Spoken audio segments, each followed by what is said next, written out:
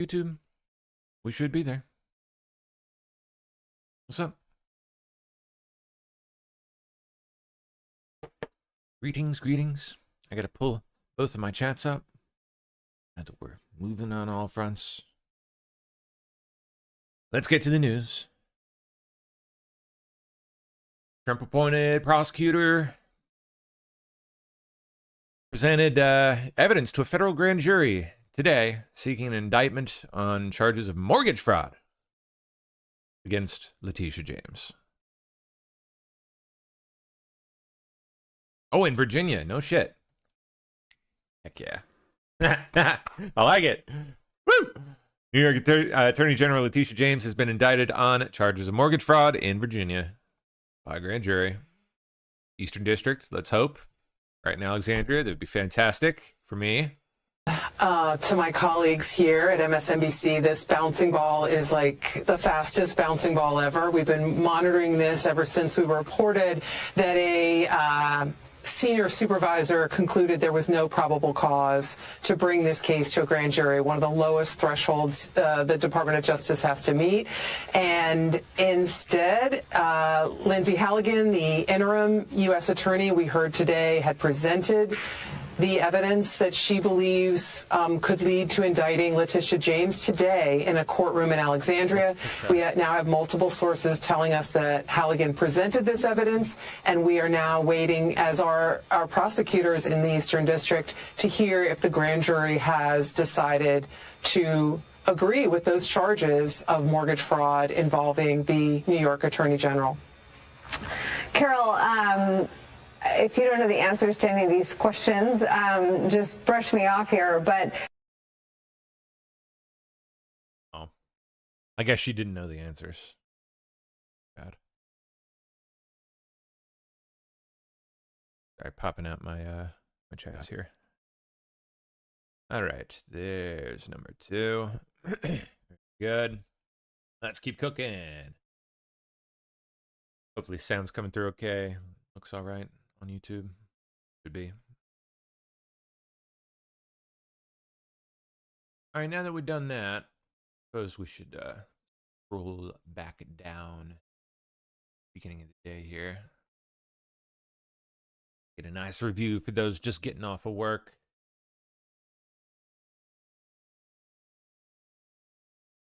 Oh, good. All right. Looks like Trump offered comment today.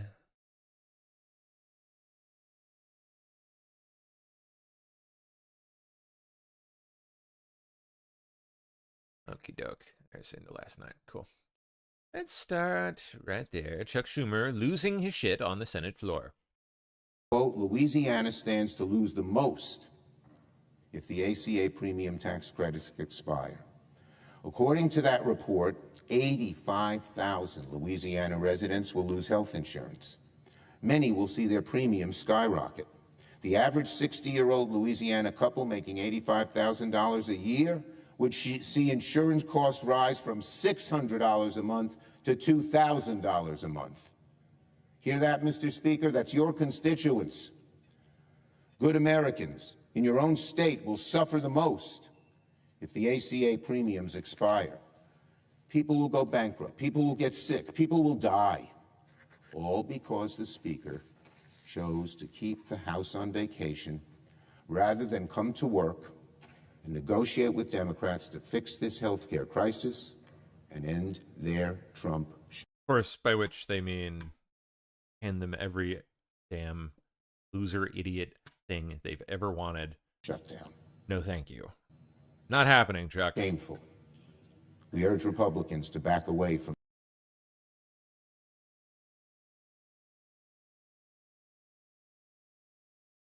Oh, okay. Trump did an interview with Kennedy last night. I've not seen this. It's roughly 20 minutes long. We obviously can't watch the whole thing on here, but let's poke around a little bit. Mr. President, wow. Okay, let's we'll skip Sean talking because, you know, who cares about that? Get to the goods. Put tariffs on you. Well, I develop relationships with people, and sometimes those relationships lead to great things. And in the case of many of the Arab nations, the wealthiest nations in the world, if you look.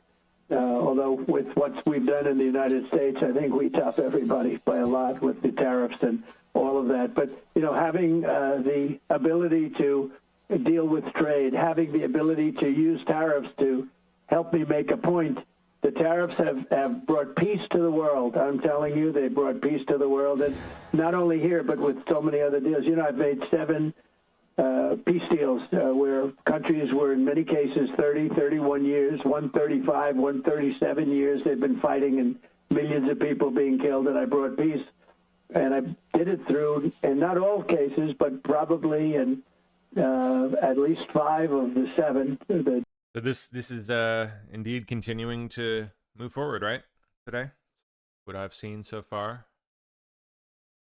Although I've yet again been kind of busy with some other stuff today. It looks like things are moving forward rather rapidly, so good thing. Fine.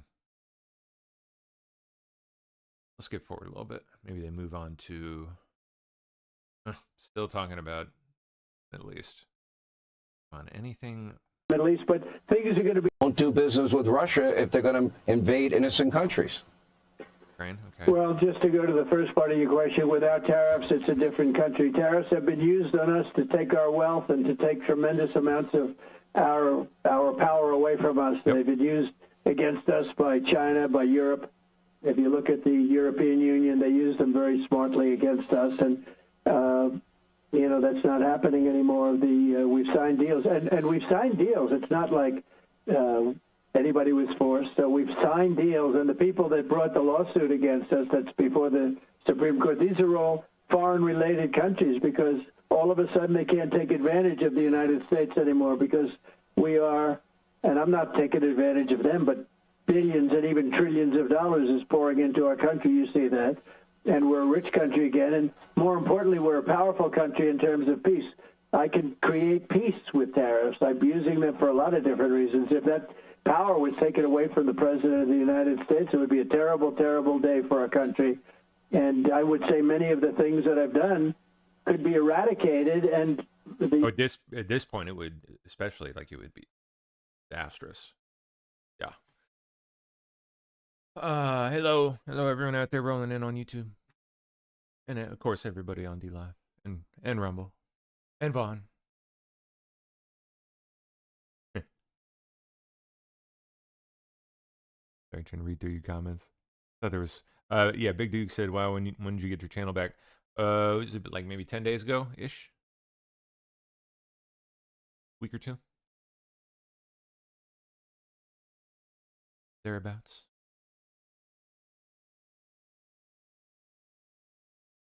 Okay, next. We'll keep going. Trump hosted a cabinet meeting today. That's what this was. Did indeed miss this. It lasted about an hour. Cool. These are always, at least sometimes interesting. Sometimes they can be kind of dry and, just repeats of talking points that you're used to hearing anyway on social media and elsewhere. Sometimes some interesting stuff slips out at these, though. I don't know. I think we'll have some highlights coming up here, thanks to Steph. For those of you that missed it, like me. There's a No Kings protest coming. I saw they're doing another one, right? On saw freaking Paul Schrader posting about it on Facebook. Real shame because I really like Paul Schrader's work, but he's politically gone. He's gone retired in his old age. Politically, he's a moron.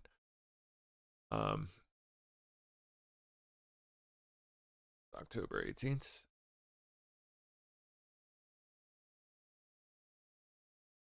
No thrones, no crowns, no kings. On October 18th, millions of us are rising again to show the world America has no kings and the power belongs to the people. So here it freaking goes again. Money's flowing, man. They're like down to the wire for them at this point. Yeah, thank you. Omnidirectional says this cabinet meeting was already played by PSB. Yeah, I imagine they probably played most, if not all of it. So we will just save the highlights for, and I think they're later up the pile here. So we'll save it for people just getting off work to miss. But first, say, oh, went too far. Might be. Here is Mike Johnson losing it on Chuck Schumer. Oh, how fun. They're desperate. There's a rising Marxist wing in the Democrat Party. They're about to elect the mayor of New York City. Chuck Schumer's from New York. He sees a rising Marxist challenge to himself. And there's one thing that Chuck Schumer cares about more than anything else, and that is his Senate seat. The guy's been in Congress for 44 years. He doesn't know how to live life outside this building, and so he will do anything to make sure that he keeps that seat. He thinks AOC is going to challenge him or some other Marxist. I'm just telling you the plain truth, and I take no pleasure in this. I'm trying to muster every ounce of Christian charity that I can. But this is outrageous. He's playing games with the American people. Real people are being hurt. Veterans and troops and everybody. People that rely on these services. God bless America. Do the right thing and open the government. They're desperate. There's a rising Marxist wing in the Democrat Party. They're about to Doing the right thing. That'll be the day. Chuck Schumer. While Schumer's celebrating, America is suffering. The White House says America last every single time, you bet. Every day gets better for us. Chuck Schumer asserted. Bullish as he's ever been about his strategy. Get it.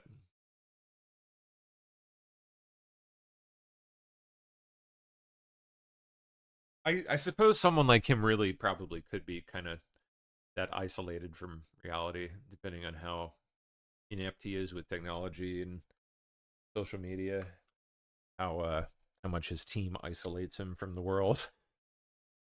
And kind of like seemed to be the case with Joe Biden. Yeah, I mean, he's cooked, man. This is it for him.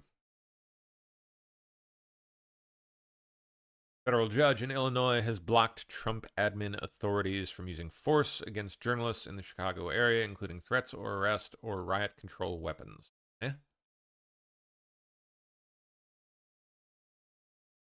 So wait, what? I'm confused. So anybody that just claims to be a journalist, say they wear a hat that says I'm a journalist, I guess the feds just, according to this judge, can't do anything to them. Can't arrest them. Can't use riot control weapons against them. For any reason? For any? None? I don't know, man. I don't know how else to read that. Kind of how it sounds. Okay, on using riot control weapons on members of the press, protesters, or religious practitioners who are not posing an immediate threat to the safety of, well, sure, whatever. But what happens when that line gets crossed? What happens when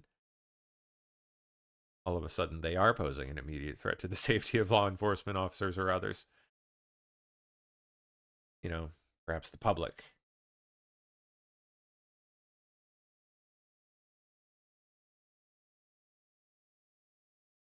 Yeah. These judges, man. Nuts.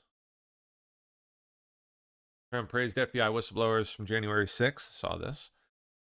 Saying they now work under Kash Patel and Pam Bondi, who are stamping out political bias at the DOJ and FBI.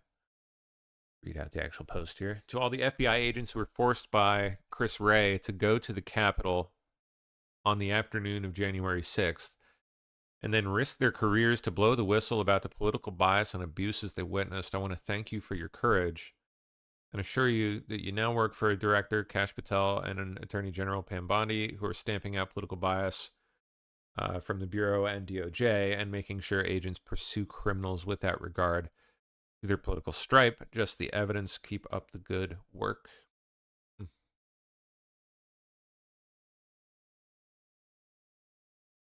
Oh yeah, Ben Carson's getting the Presidential Medal of Freedom, right? Yeah. Yep. Tomorrow, 11 a.m. Eastern Time, First Lady Melania Trump will be making an announcement in the Grand Foyer of the White House. What exactly? I don't know. Not sure.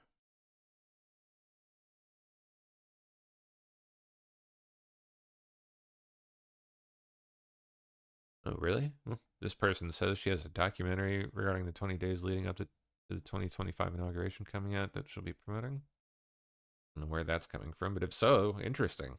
Cool. Sounds fun. That's true. President Trump says he's about to award Dr. Ben Carson the Presidential Medal of Freedom. True American patriot who cares deeply for the people of our country, never stops working to protect and strengthen life, liberty, and pursuit of happiness. Always like Ben. Very nice guy. Calm, reassuring kind of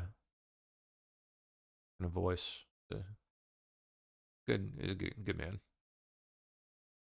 Turning Point USA will host rival to Bad Bunny's Super Bowl halftime show. No way. That's an interesting move. So, presumably, with artists and all, right? Like how strange. Like a parallel industry halftime show. Oh.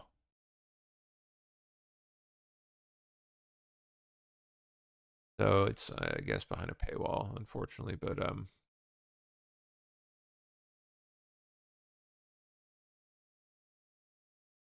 wonder who they'll have.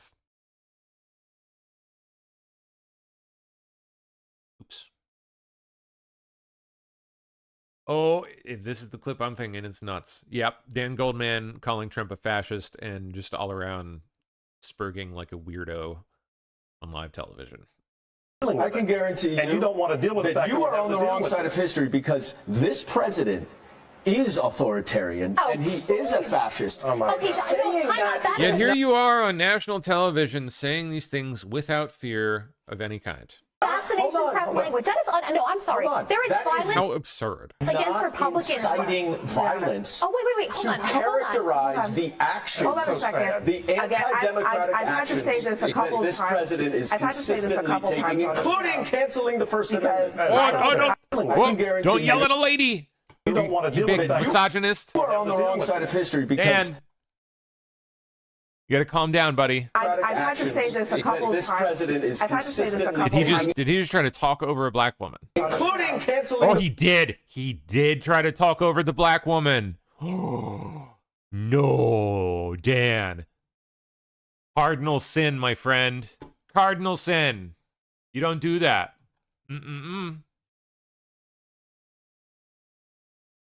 Judge gives more time to name new prosecutor in Trump's Georgia election case.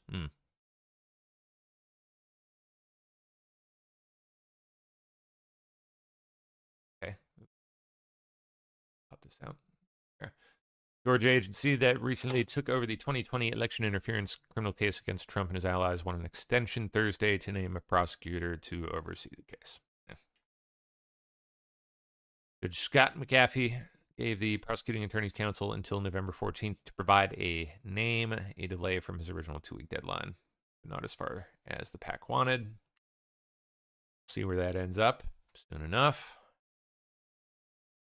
Oh, residents in Dearborn, Michigan now pleading for action over... Oh, I have seen videos of this. It's nuts that this is actually happening in America, out in the open, being blasted over loudspeakers at 5 in the morning.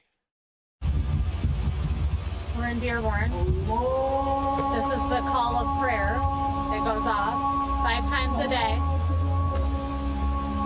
here in the United States. Disgusting. Would you like to hear this blasting through your neighborhood?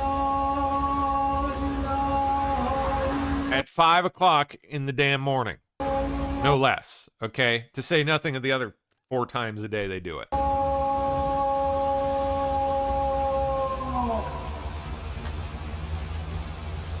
They don't have a choice of whether they hear this or not.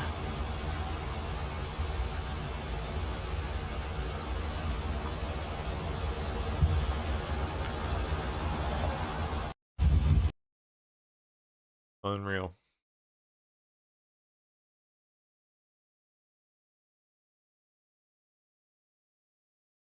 Oh, we got more. All right, David Wood with my friends Paul and Antonio here. We're not actually going to go into the festival right now because we know automatically if they're going to lock us up no matter what we do, they'll lie about us. It's just the way of life here in Dearborn if you're a Christian. So we got a case of copies of the Gospel of John in English and Arabic. We're going to try standing outside of the festival and handing some of them out. I suspect they're going to stop us even then, but we'll see. We hope that there's no problems.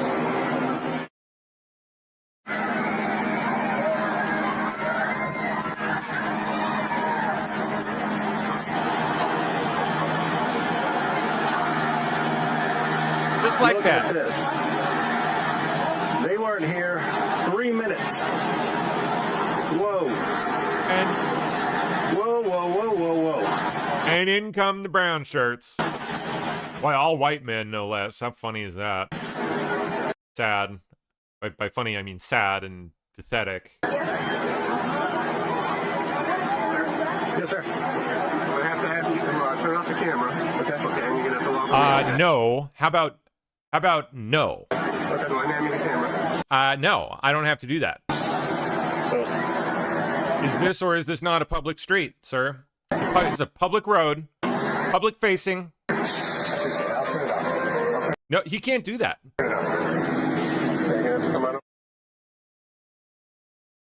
No, he can't. Well, I don't know. Maybe it's different in Michigan. It is freaking nuts, but most places, any public facing, I mean, if it's on a public street, visible from a public street, as long as you're on the public street, you can film it. As you just saw, 2 of my friends walked over to the Arab Festival, outside of the Arab Festival, and tried to distribute copies of the Gospel of John in English and Arabic, and they were stopped immediately outside the festival. You didn't see what happened afterwards, but they took us to the security booth, they photographed us, they took our IDs, got the information, took our camera, his cell phone for a little while. They let us go and just explain the rules to us, but what the rule is, it seems, is not that you can't distribute copies of the Gospel of John inside the festival. It also applies outside the festival. It shows we would have to go at least 5 blocks away if we wanted to distribute anything. So this is getting very interesting, Dearborn. Let's look at some of the places where you are not free to hand out information on a public sidewalk here in Dearborn. Or apparently to film when the cops come up.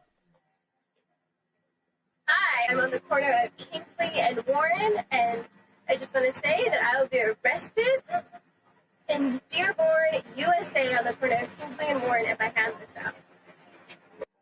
I'm on the corner of Warren and Eminem or something like that. I'm a former Muslim, and I am not free to give a gospel of Jesus Christ here in Dearborn. Messed up. Hey, I'm here on the corner of Warren and Frida in Dearborn, Michigan, United States. And if I were to take this Gospel of Jesus Christ by St. John, and hand it out to anyone on the street, I will be put in jail again.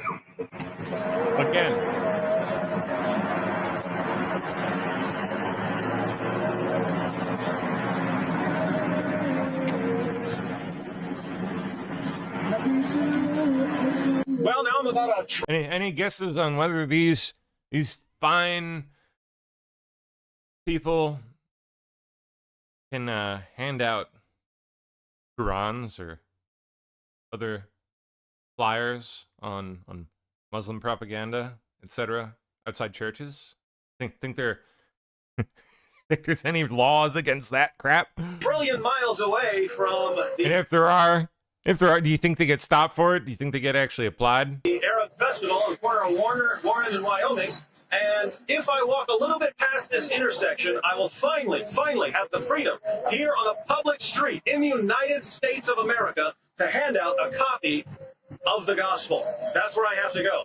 So I just hope that Americans will start paying attention to what's going on here in Dearborn. Name me any city in the United States where I could not stay. Yep, you better pay attention, because once this crap started, I see D. Allen mentioning this is what's happening in the UK. Yeah. How quickly did it progress there? Once it like first began, how quickly did it take to just overtake everything? To the point where you just couldn't do it anywhere.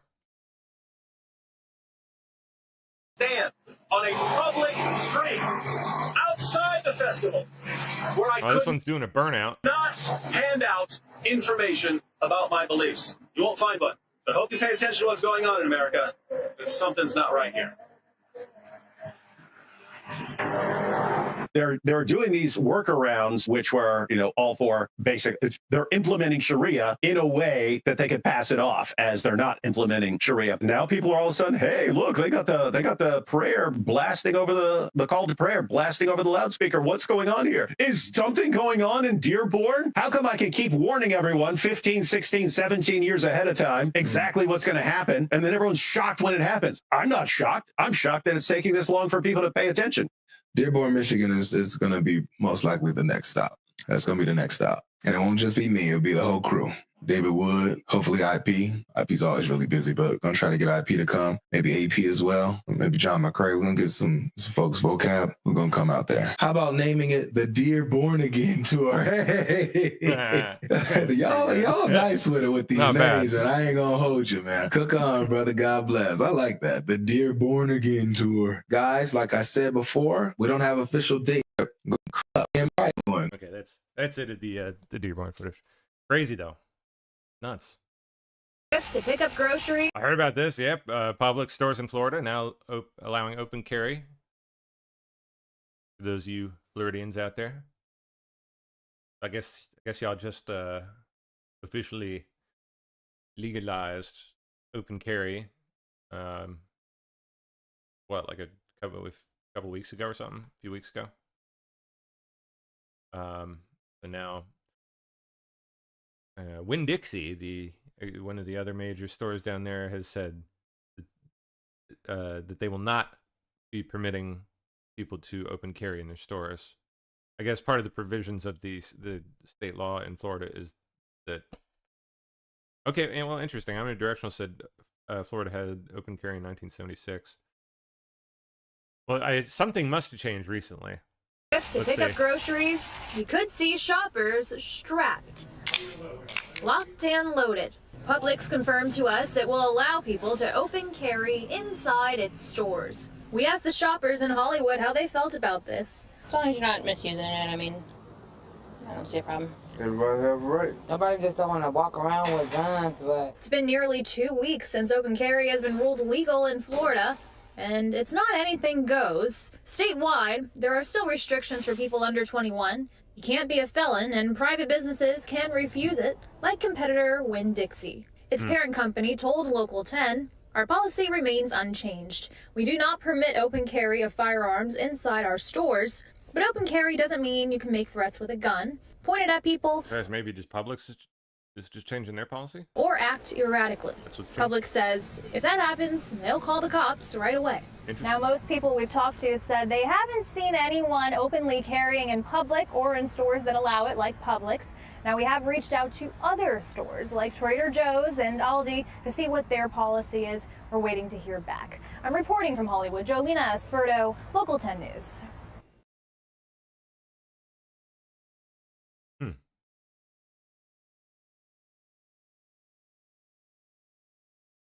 So the law, I guess, says that it's up to private businesses to say whether or not they do or do not permit open carry.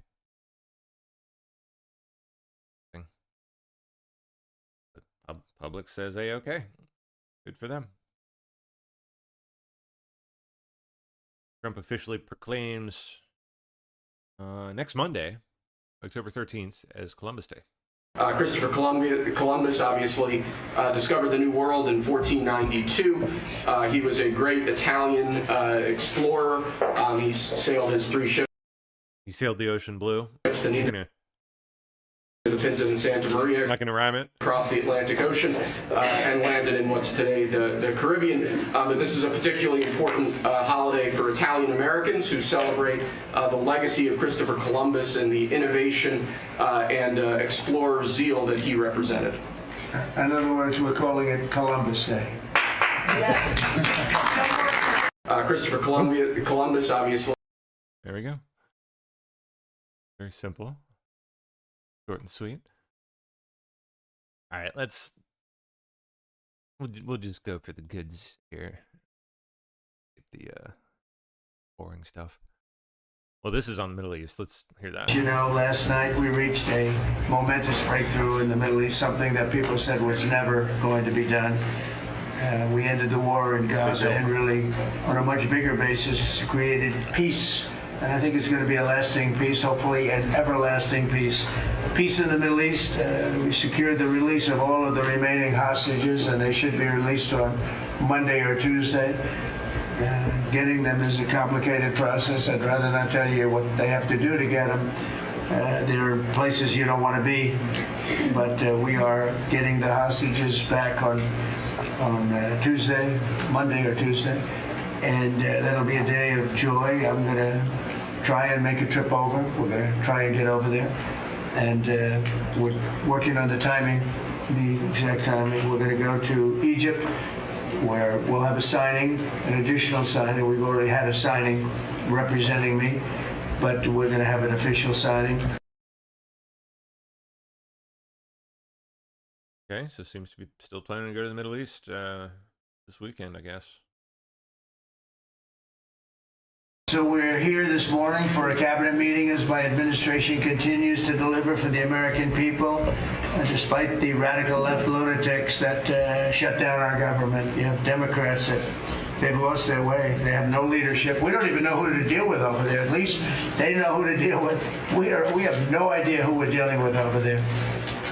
It's like they have no idea what they're doing. Republicans have voted repeatedly to pass a clean, nonpartisan bill to reopen government. I mean, now that he mentions it, it does seem rather kind of messy, chaotic over there for them. I mean, Hakeem is not really at the helm of the ship. I mean, he's he talks here and there like he is, but doesn't. That just doesn't add up, man. I don't know. He's a moron for one. He's clearly not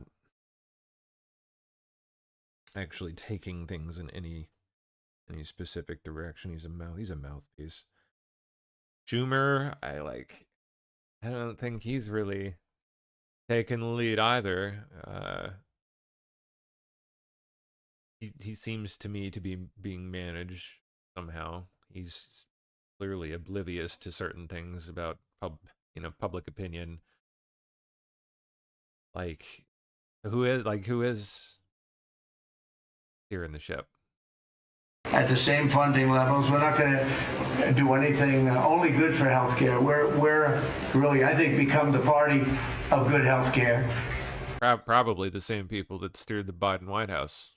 Just saying. And they keep using healthcare as a cudgel. They want to try and get everyone thinking about healthcare. We're the ones that are saving healthcare.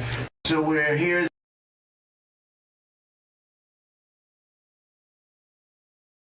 Republicans have voted repeatedly to pass a clean, nonpartisan bill. Yeah. Just boring stuff. Well, okay, here's Schumer and Hakeem. Let's hear it. Chuck Schumer and Hakeem Jeffries and the congressional Democrats are holding the entire federal government hostage. I will tell you, a lot of Democrats want to get this thing open too. They do. Well, my question is, who's holding Hakeem Jeffries and Chuck Schumer hostage? Hakeem's a moron. He clearly can't be in charge of anything.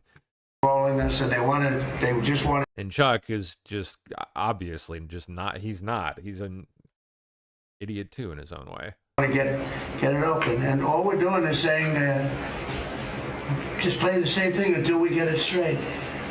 And they don't know how to go about it. I mean, and the problem is we really don't know who the hell is leading the Democrats. You have this AOC, I don't know her at all, but I watched her the other day. She said, well, if they want, they could come to my office. That's not leadership, you know. The only one that challenged her actually was Nancy Pelosi, and Nancy's not looking too good. I don't know what happened to Nancy, but she's not looking great. But she was the only one, I give her credit, she was the only one that challenged her. But AOC said that they can come to her office and negotiate, the Republicans. And we're saying, oh, I didn't know she was in leadership. But she's taking Hakeem Jeffries' place, and Schumer's afraid that she's going to run against him. And right now, I don't know, it can change, life is crazy, right? But right now he can't beat, I don't think he can beat anybody. So he'll lose in a primary. I would say he'll retire before he loses in a primary. So I think Schumer's going to retire because he can't beat anybody. His polls are so bad. Can't beat anybody. His pulse is so bad. All right. Okay, he says we'll be making cuts that'll be permanent. Ooh. During the shutdown. And we'll be making cuts that will be permanent. And we're only going to cut Democrat programs. I hate to tell you. I guess that makes sense. But we're only cutting Democrat programs.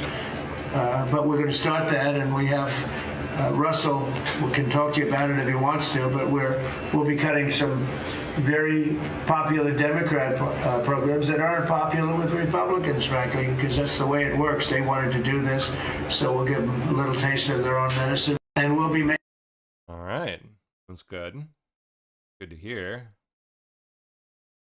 See it happen. More commentary about Chuck. But Chuck Schumer proclaimed this morning that every day gets better for them. What an insane thing to say. Every day, it's actually getting worse for them. And they're having a rebellion in the Democrat Party because they want to stop. And if you saw all of Schumer's, I watched last night like 10 different times over the years, he said, you can't shut down government, you can't shut down. And now he's the one that shut it down. So this is a confession that he's acting not to serve the people, but to serve the partisan interests of his party. But Chuck Schumer proclaimed this morning that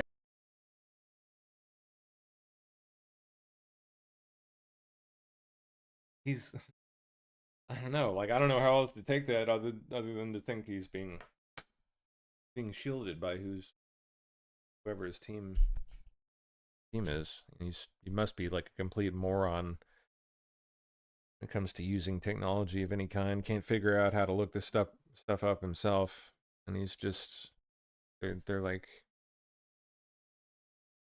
siloing him away from actual public opinion about what's going on.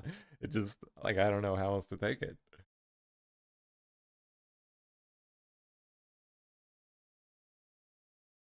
Maybe he's aware and they just don't care. Who knows? AG Bondi.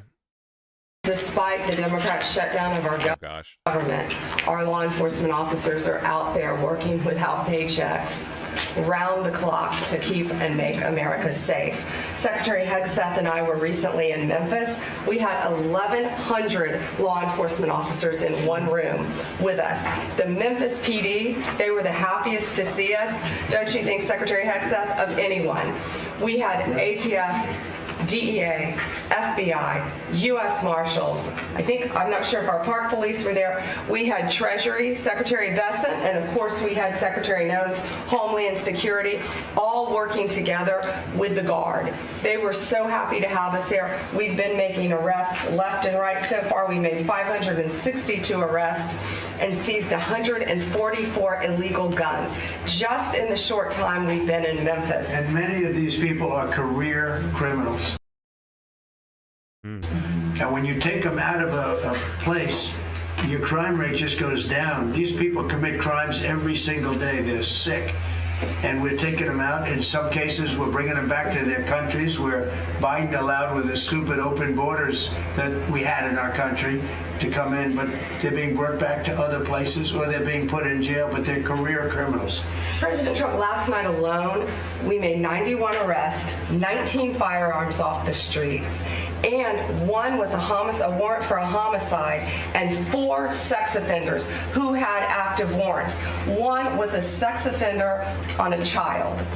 Everything we did in Memphis was worth it, in my opinion, for that one arrest. Think about that. We got a child rapist off the streets, but yet we've made 562 arrests and still going strong in Memphis.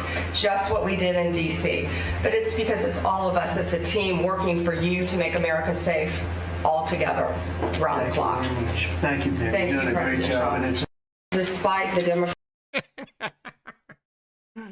These are funny. Oh, man. All right. You know, I don't know if one day perhaps the entire story will be told about the events of yesterday, but suffice it to say. What? Yesterday what? Oh, probably the Middle East stuff, I assume. It's not an exaggeration that none of it would have been possible without the President of the United States being involved.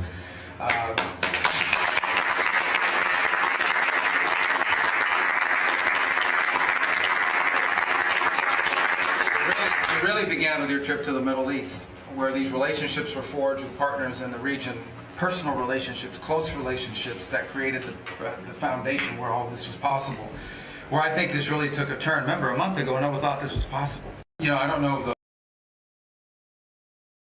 the... When's the hostage exchange set to happen?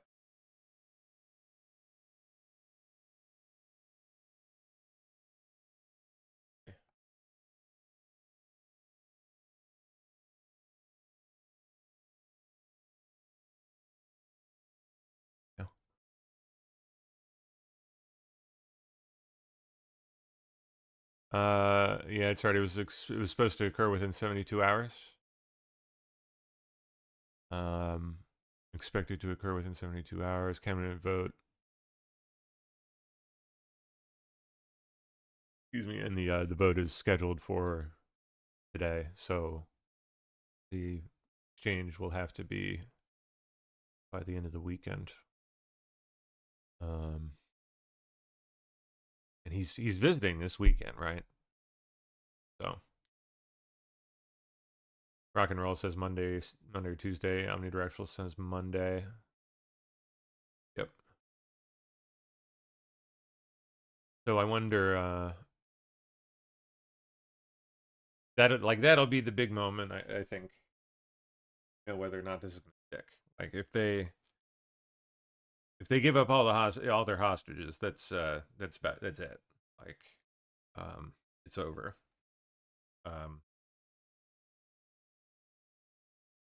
suppose it's always possible it could fall apart before then, but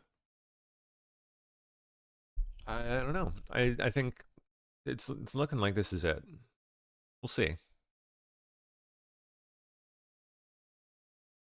Never say never, I guess. They certainly seem convinced. So, well, sir. Christy Noem says I was in Portland on Tuesday. Ooh, and I met the governor. Freaking Kotek, weirdo. Thank you for your leadership and for deploying all of government to help us keep our country safe. You have talked extensively about how threatened our ICE officers are, but all of our law enforcement out there. And we saw the shooting in Dallas at that facility, so we're hardening all of our buildings and making sure that we have more security measures, snipers on the roof, people to protect our law enforcement while they're out there on the streets. But what I'm also doing, sir, is, and with your authority, is we're purchasing more buildings in Chicago to operate out of. We're going to not back off. In fact, we're doubling down, and we're going to be in more parts of Chicago in response to the people there. And then I was there a few days ago and looked at some facilities that we can deploy more law enforcement out of, because what they're trying to do with these riots and violence is distract us and keep us from going after those murderers and rapists that are out in the streets. And then I was in Portland, went out and back on Tuesday and met with the governor, met with the mayor, met with the chief of police and the superintendent of the highway patrol. They are all lying and disingenuous and dishonest people, because as soon as you leave the room, then they make the exact opposite response. So we're looking at new facilities to purchase. They're in Portland too, and we're going to double down. And I told them if they didn't meet our demands for safety and security on the streets and work with us, then we were going to bring in more federal law enforcement. So I want to thank Pete and the Department of War for all their help. They've been fantastic. But while we fight litigation and work with Pam on that, we're going to send more of our resources and men and women out there to keep everybody safe. So no worries. What we see in D.C. and what we see in Memphis for benefits for people in the safety and security, we'll see that in Chicago and Portland. Ooh. Well, okay. Chicago and Portland. Chicago, Portland, Memphis, and DC. Memphis, it's only a week, but the numbers have been amazing, I understand. That's exactly right. The crime numbers are way down. Fantastic, and it shows what a partnership can be between local law enforcement and the federal government. And if we have to do it the hard way in Portland and Chicago, we will. But the people demand it. Wonder where else they might go. My lawyers are in court right now as we speak for you, arguing in Chicago and Portland to keep them safe, to bring in the guard. The government doesn't want it there, but we do. We're going to keep their citizens safe thanks to you. People want it. I don't understand the politics of it. I don't understand why. Has there been talk of sending them anywhere else? Any other cities?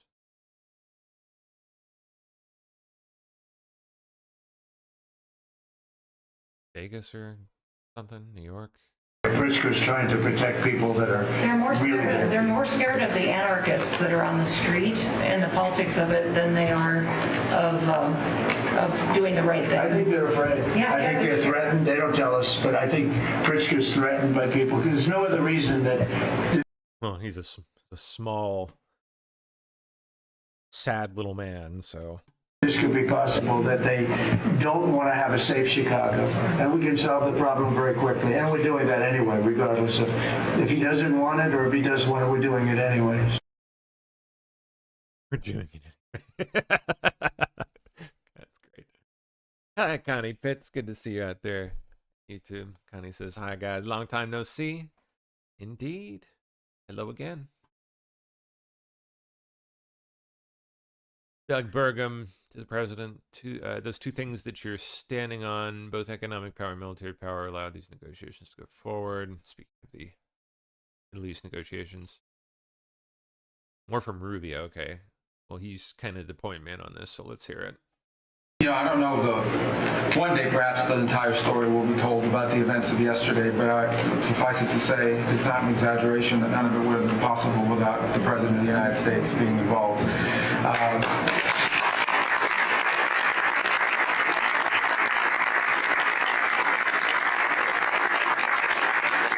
It really began with your trip to the Middle East, where these relationships were forged with partners in the region, personal relationships, close relationships that created the foundation where all this was possible. Where I think this really took a turn. Remember, a month ago, no one thought this was possible. Where it really took a turn about a month ago, less than a couple weeks ago, is when we were at the United Nations, and you convened a historic meeting, not simply of Arab countries, but of Muslim-majority countries from around the world, including Indonesia was there, Pakistan was there, and created this coalition behind this plan. Then on that following Monday, you met with the Prime Minister of Israel here, and that plan was presented. And then, of course, our great negotiating team followed up on it. In the interim, again, perhaps the stories will be told, perhaps they will never be told. The President had some extraordinary phone calls and meetings. Odd thing to say. That required a high degree of intensity and commitment and made this happen. And I think what's important to understand is that yesterday what happened was really a human story. There's a geopolitical aspect to it. There's no doubt about it. It creates the conditions for Gaza to one day be a normal place again and people to have a better life and Israelis to be safe. But yesterday was a human story. And because of the work you put in, and honestly, there is not only is there no other leader in the world that could have put this together, Mr. President, but frankly, I don't know of any American president in the modern era that could have made this possible. Because of the actions you have taken unrelated to this and because of who you are and what you've done and how you're viewed. And this weekend, because of that, at some point very soon, we are going to see 20 living human beings emerge from the darkness into the light for the first time in 2 years. And that is because not only were you used the credibility and the power and the prestige of this office and the relationships you created, and you committed yourself to making it happen. And I think it will go down as a historic moment in the history of our country, and something our country should be very proud of, that we have a president that's committed to not just peace, but to the human aspect of reuniting these families. My last point on this is just a couple of days ago, Secretary Lutnick hosted us all, many of us, at the Kennedy Center. And we have these families, we've interacted with them for so many years, for 2 years now. And the stories are heartbreaking, both whose families are alive and those who are deceased as well, who want their relatives back so that they can complete the process of grieving. And we had all hoped that perhaps that was the day that we would have an announcement for them on the anniversary of the 7th. But I know you were able to speak to some of those families last night. And I just hope the whole nation understands how incredibly proud they should be of their president and of their country for the role that they've played. And I don't want to let this moment pass, Mr. President, without also noting the incredible work of Steve Witkoff and Jared Kushner. They're an incredible team working together, facing some substantial impediments to even being there this weekend and doing it. Let me just leave it at that. And they've done a great job on your behalf, Mr. President. They deserve a tremendous amount of credit. But thank you for what you've done for the world. Thank you very much, Mark. I appreciate it.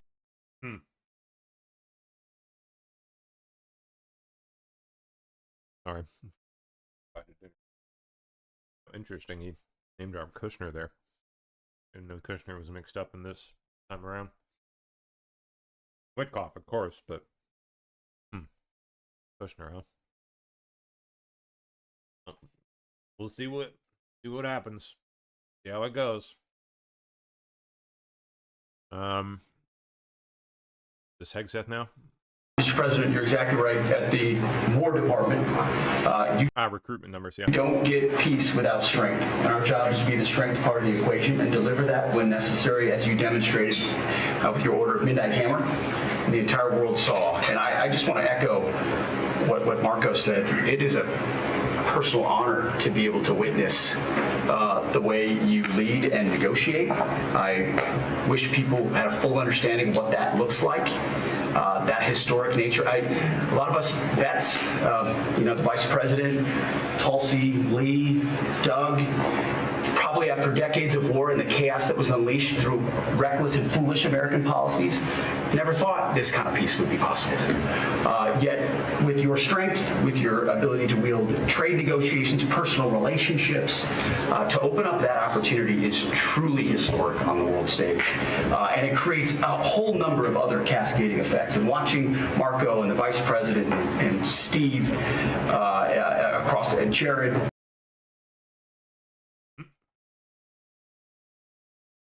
Oops. Oh well. Next. Oh, Chuck.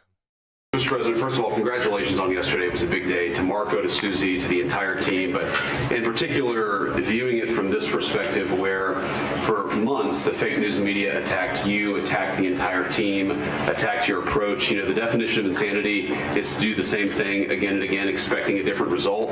The reason we're here is because the president actually charted a different course with a different team. He vested a lot of authority in Steve Witkoff in particular, and that's why we're here. It's because you did something different, and I think it's important to recognize that. I also think the president, Marco mentioned the president's personal touch being a big part of this. The one thing I would say is obviously the president of the United States, a New York real estate billionaire, one of the most famous New Yorkers in the world, has a lot of interaction with a lot of people who are very pro-Israel. I think that was an important set of experiences and life experiences that he brought to the table. He also, of course, knew one of the most famous Palestinians in the world, Chuck Schumer, and I think without that background of knowledge, it would have been kind of funny. Impossible to get us to this. Second thing I would say, just on year. The president mentioned this, that Chuck Schumer said this has been very good for us this morning about the shutdown. One of the things that we talked about before all the media came in, and then all of us are going to work on for the rest of the day, we've been working on for days, is how to make the shutdown as painless as possible on the American people. So while Chuck Schumer brags about this being good, and I think the president is right, it's not good for him politically as much as he might think that it is. It's causing real consequences for the American people. There's a low-income food program, the WIC program, that my mom actually used when I was a baby. That program is about to be underfunded, and it's about to get cut off because Chuck Schumer won't open the government. We have troops. Secretary of War mentioned how well we're doing on recruitment. We're trying to figure out how to pay our troops because Chuck Schumer is shutting down the U.S. government. There are veterans benefits that are going to suffer. There are Americans that are going to suffer because Chuck Schumer refuses to do his job. So while we're all celebrating this incredible success that we've had on the world stage, the country could be doing so much better if Chuck Schumer did his job and opened the government. Every single Republican, except for Rand Paul, has voted to open the government. A few moderate Democrats, to their credit, have voted with us to open the government. We just need 5 more Democrats to come to their senses and let the people's government serve the American people. I hope that they'll do that. Yeah, well, will they?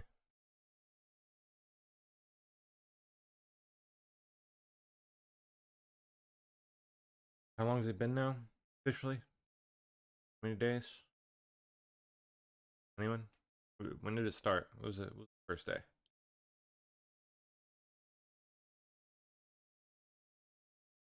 Secretary Wright, incredibly irresponsible for Schumer to worry about his own re-election and not the 340 million Americans that count on the efforts of our military and all of our departments. Truly offensive.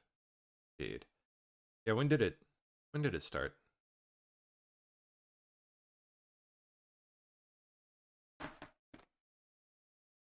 Let me look it up. And did the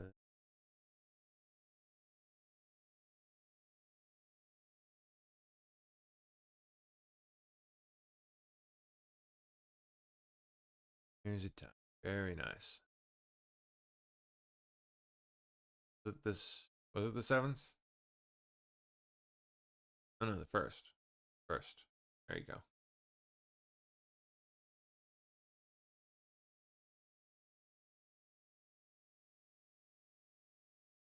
So it's been 8, almost 9.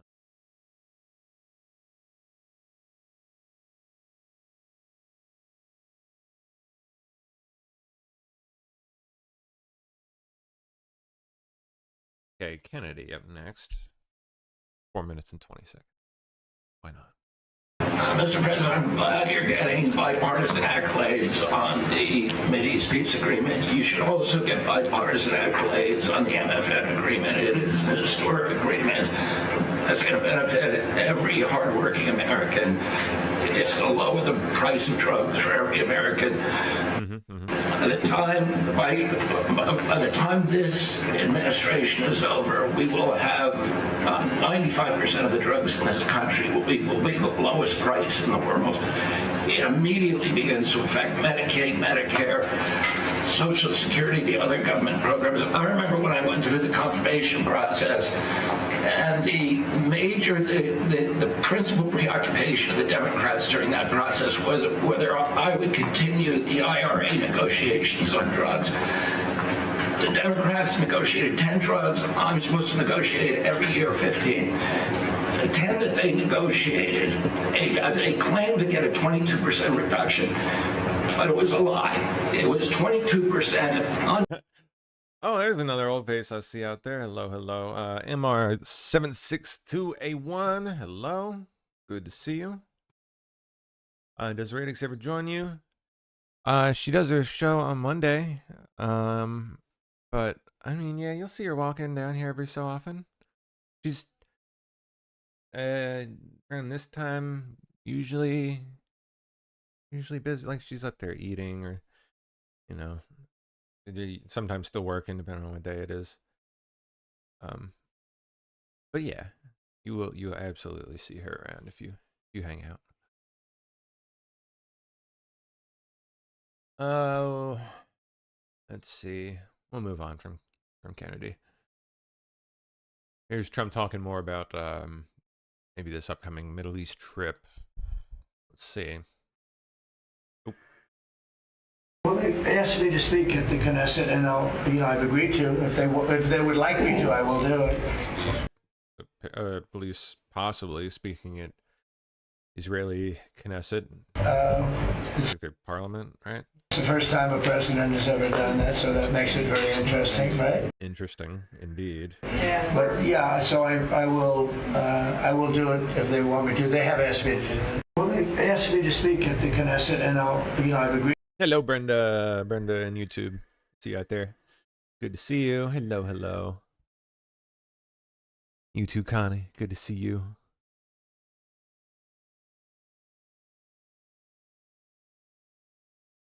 More comment on subsequent phases. Okay, so subsequent phases after this first phase, where we're apparently going to have the exchange of all hostages. Looking ahead, what guarantees Hamas disarms and that Israel doesn't resume bombing once the hostages are released? The first thing we're doing is getting our hostages back, okay? And that's what people wanted more than anything else. They wanted these hostages back that have lived in hell like nobody has ever even dreamt possible. And after that, we'll see. But they've agreed to things, and I think it's going to move along pretty well. Looking ahead, what guarantees Hamas disarms?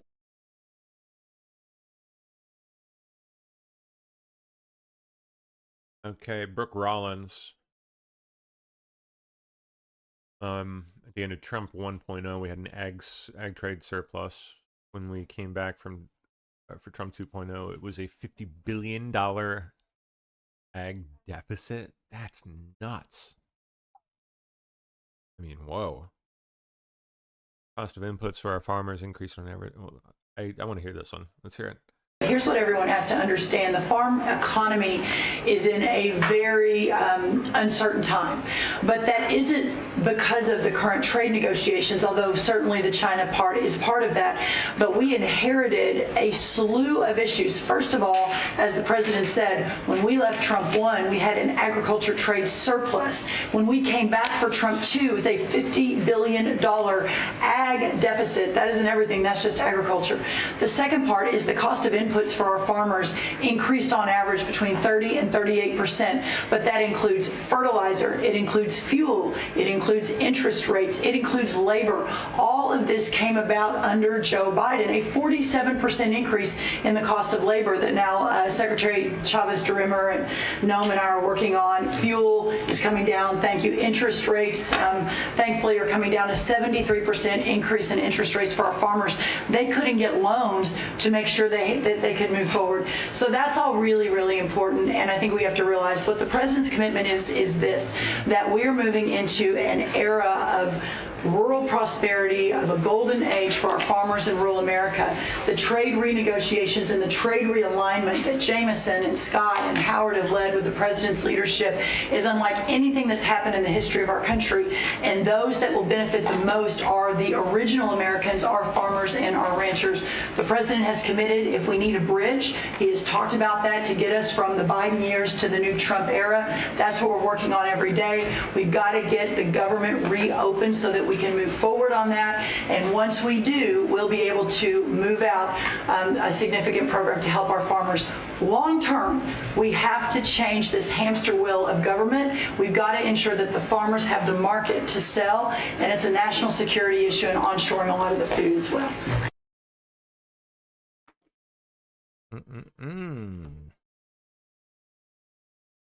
Senate blocks GOP plan to fund the government, of course, for the 7th time in the last 2 weeks. Final vote 54 to 45, 60 needed, 60 yeas. Still a ways to go. Oh, interesting. Okay. Putin held a little presser here, and we got some commentary translated. I'll have to read it out here. Second. Что касается ситуации на Ближнем Востоке, At least I assume. на фоне гуманитарной трагедии... Yep, okay. The situation in the Middle East. Then on, oh, that was fast. Situation in the Middle East. Then on the background, humanitarian tragedy and catastrophe in Gaza. There is an active search for options to end the Palestinian-Israeli conflict. President Trump put forward a famous initiative, and what did you see? Russia supported them almost immediately. You see what is happening now here. We've achieved, according to information from the media, final decision. We really hope so. I think the translation's obviously a little rough, but I think he's seems to be saying, like, it sounds like things are they've reached a final agreement thanks to the efforts of the President of the United States. This initiative from the very beginning was generally positively received from or by the Arab and Islamic world in general. I repeat again, it will be all realized. I emphasize Russia has always proceeded and proceeds from that. How to solve the Middle East problem can only be by political means. We already support any peace efforts aimed at that, to stop the bloodshed, bring calm to the region. I think you will agree with me. It was the position of the Soviet Union, and so she inherited all the republics of the former USSR.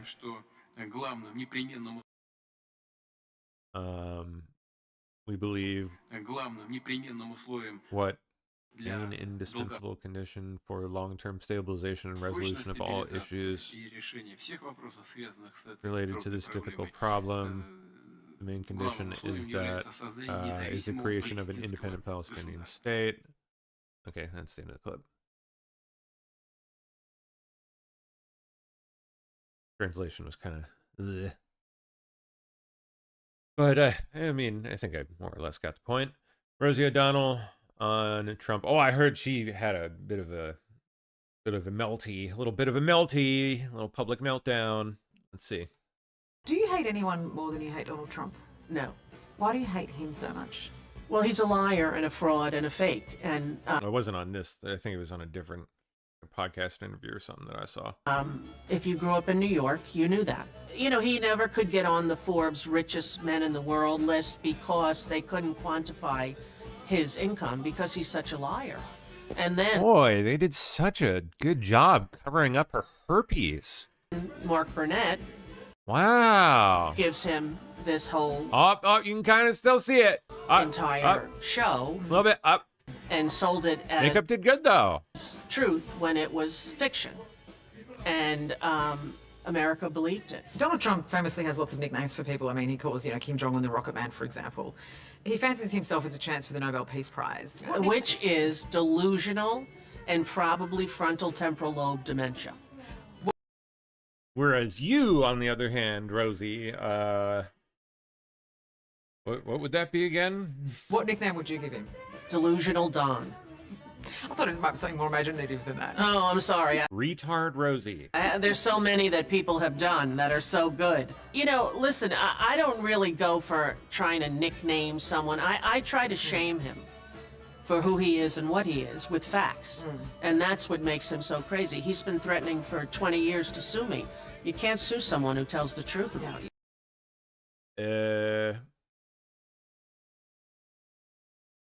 Oh, here's the one. Oh, with Jim Acosta.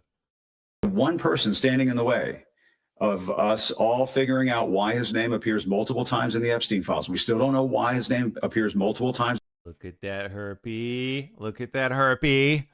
Look at it. But we do know why, Jim. We all know why. Yeah. You have to know why. Why else do you think he paid $1 billion to Jeffrey Epstein over the time of their friendship? $1 billion. He wrote in his birthday book, "Here's to all the secrets." Wonderful secrets. Come on. If this was an Angela Lansbury murder, she wrote, "You got the herpes on the lip," people would be, "It's too obvious." We figured it out. Obvious. I can't stop looking at it. That he is guilty as sin. And America, you know, before he brings more troops into Chicago and harasses brown-skinned people, before he breaks more of the Constitution apart, before he starts having people get killed, we have to do something, America. Yeah. And it's I time agree. for every person with a platform to speak out about it. Every single person, now or never. Break glass in time of emergency. It's time to break the glass. And you saw, Rosie, what he did the other day when those brave women were up on Capitol Hill, the survivors. Did she have family?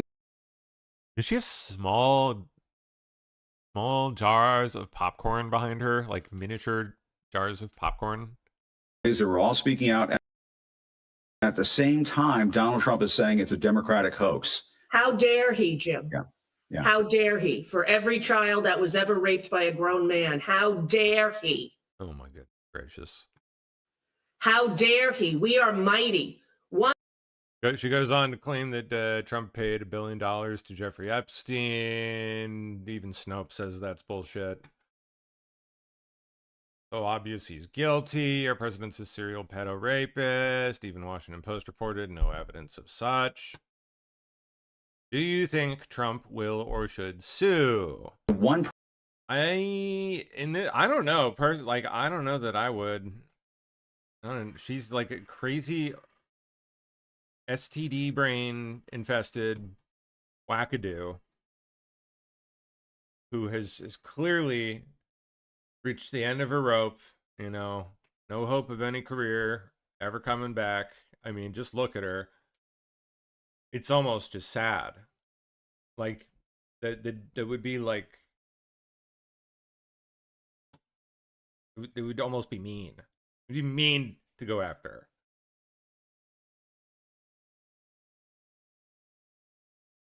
Gaza Hamas leader has just declared end of the war.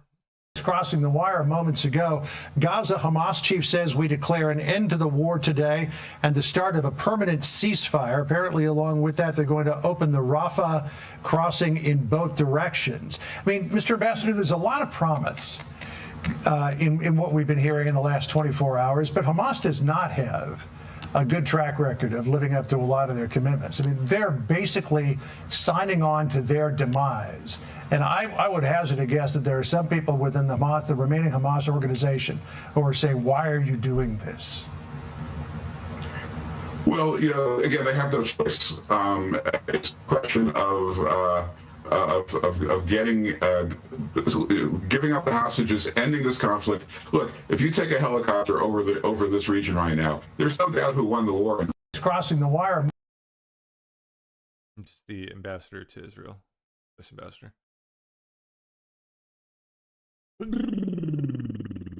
All right, Hamas now opening the Rafah crossing. Apparently, yeah. Trump's plan seemingly coming to fruition pretty quickly too. Another brutal loss for the experts, so-called. AstraZeneca announces a $4.5 billion USA manufacturing investment in Virginia, creating 3,600 American jobs. What are they making?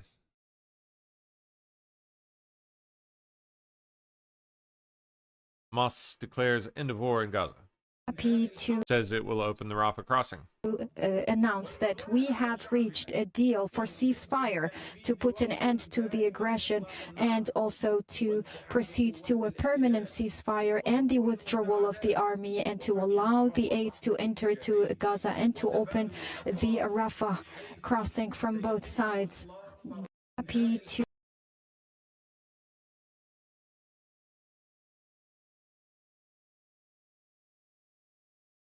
Manu Raju.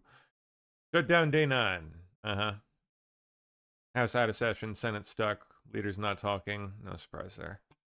7th time, Senate Democrats blocked GOP bill to reopen government, 54-45, as we heard. Factions on the Democrat side were Fetterman, King, and Cortez Masto. Oh, but there was one on the Republican side, Rand Paul. Huh.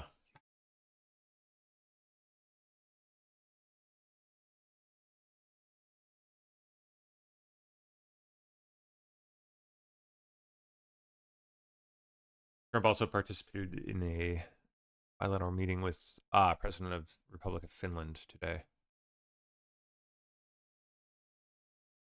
Alexander Stubb.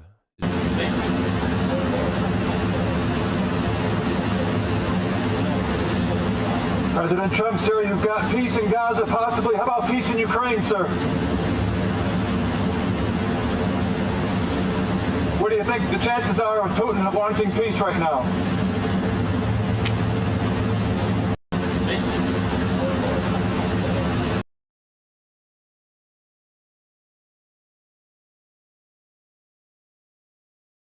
I want to congratulate you for what we have seen in the past 24 hours in Gaza. Thank you. I think it's a historic deal. I went through the 20 points. It's almost like the best of record. You really see all the key elements. And if someone would have said a few weeks back that you and your team are able to push us to a position where there will be a ceasefire, an exchange of prisoners, hostages, and then a pullback, I would not have believed it. But it's this is what diplomacy is at its best, and I think it's a potentially huge deal. So congratulations to you and your team. Peace in the Middle East. Yes, peace in the Middle East, yeah. And every country came together. Every single country came together, and people are shocked by it. But it's an amazing situation. Nobody thought it was going to happen. Thank you very much, and you've been of help too. You help always. But we. I want to. Well, again, we'll see. We'll see if it sticks. I think there are definitely parties that would like it not to.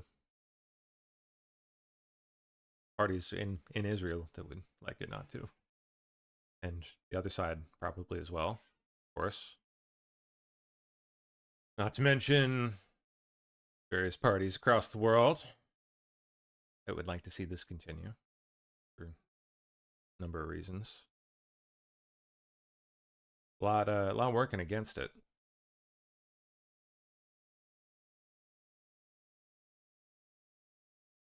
Trump here, I guess, strikes a deal with Finland to leverage Finnish expertise in constructing up to 4 Arctic Sea. The cutters, nice, the icebreakers.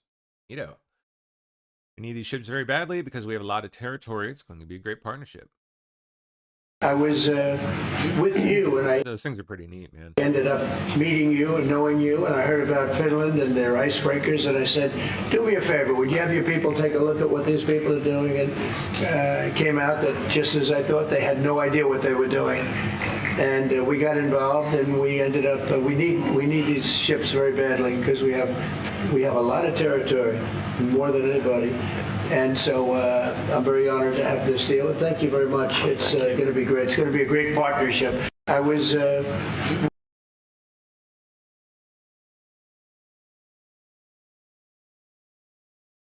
don't know how many of those things we have at this point.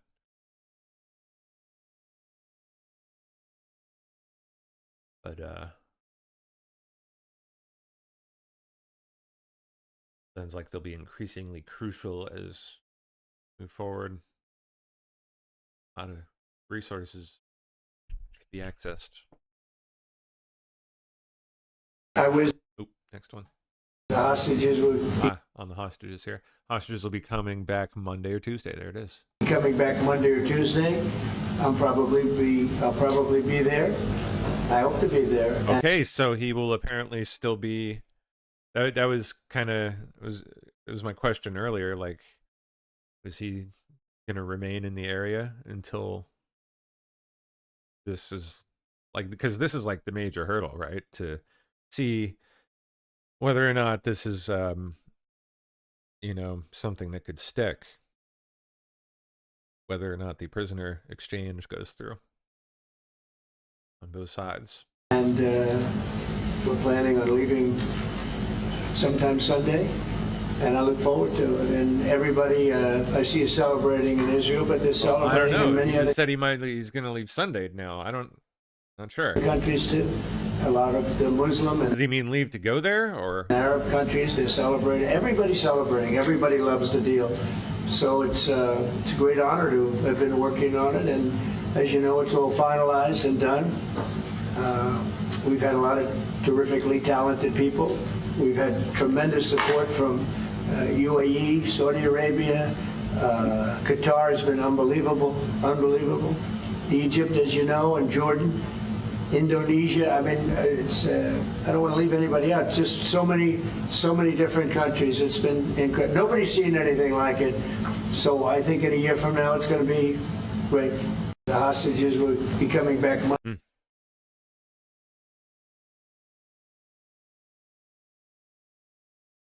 I know this, that nobody in history has solved 8 wars in a period of 9 months. And I've stopped 8 wars, so that's never happened before. But they'll have to do what they do. Whatever they do is fine. I know this. I didn't do it for that. I did it because I saved a lot of lives. And that's the thing that bothers me so much about the Russia-Ukraine. 7,000 people are dying a week. Young soldiers. They're almost all soldiers of Ukraine and Russia. So in theory, it doesn't affect us, no, but it's a terrible thing. And we'll get that solved too. But nobody has ever done 8 wars. Nobody's done 8 wars in 30 years, let alone 9 months. I know this, that nobody in history has solved. apparently LETITIA James is already talking shit. Give me a second. I tagged it here. I'll come back here, darn it. This is nothing more than a continuation of the president's desperate weaponization of our justice system. Oh, did we get a whole word salad, like, video from her? A whole ass thing? He is forcing federal law enforcement agencies to do his bidding. This is nothing more than a... Okay, well, now we have to look this up. All right, Letitia. Tish. My bad. Tish. Where you at, Tish? Where do I find this thing? Where'd you put this? You on TikTok or some garbage? You on YouTube? Where do I find it?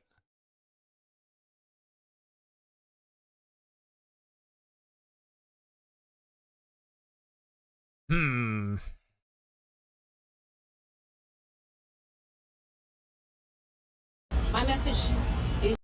That's a joke. Representing our respective states. Stand up. Also old. Come on, I want to see her statement from today. Where is this bullshit at?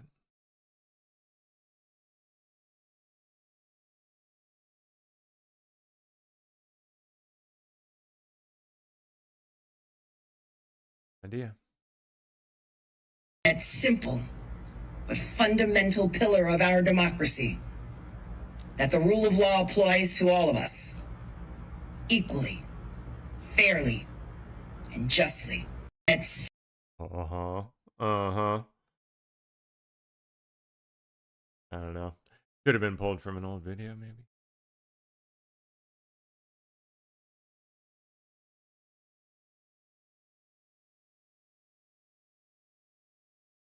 All right, let's keep moving.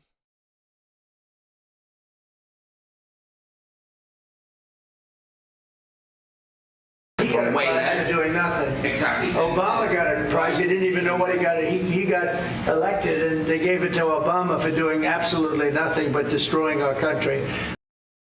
Nobel Peace Prize.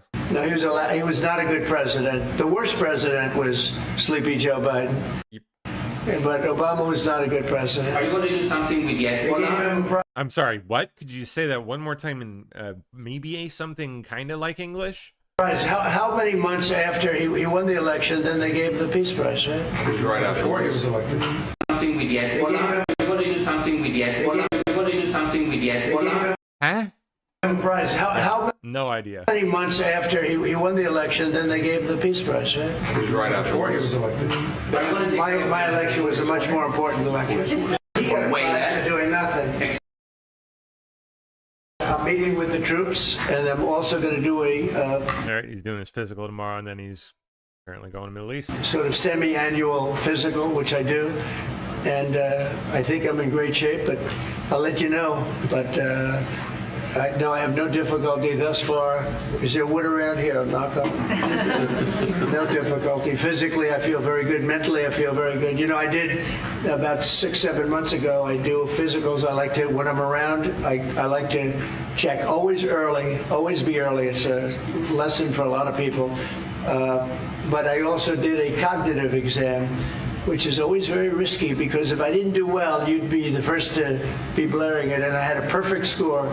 And one of the doctors said he's almost never seen a perfect score. I had a perfect score. I got the highest score, and that made me feel good. I'm meeting with the troops, and I'm also going to do a sort of semi-annual physical, which I do. Cool. And nobody's going to be forced to leave. No, it's just the opposite. Forced to leave what, Gaza? This is a great plan. This is a great peace plan. This is a plan that was supported by everybody. I mean, as I said, they're dancing in the streets of many, many countries right now. It's amazing. I've never seen anything like it. No, we're not looking to do that at all. And nobody's going to be.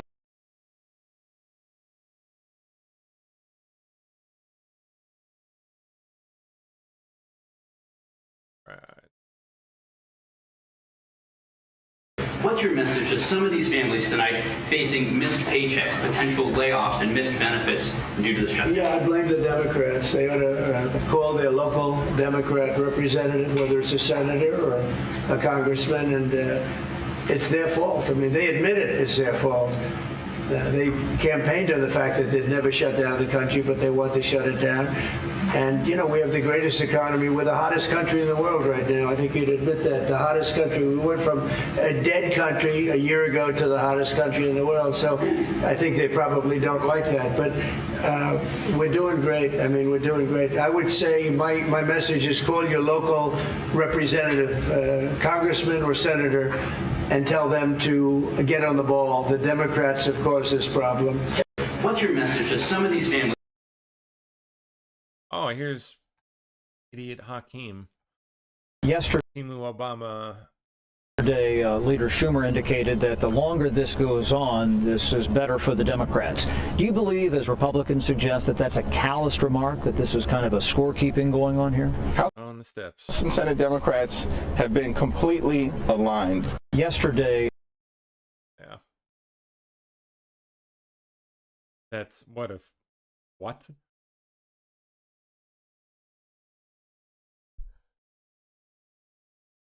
Oh, the frog. Unmasked, inflatable frog tormenting ICE is a non-binary Antifa terrorist. Surprise, surprise. This should be interesting. All right. Oh, wow. About what I expected. No.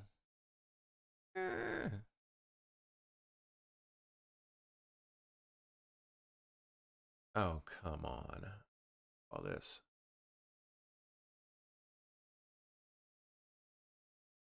Let me just look at the reader. That's all we get. Seth Todd, I guess that's his name. Seth Todd called for the death of Trump officials, has become symbol of left-wing resistance. Gained notoriety online for confronting immigration officers while wearing an inflatable frog costume.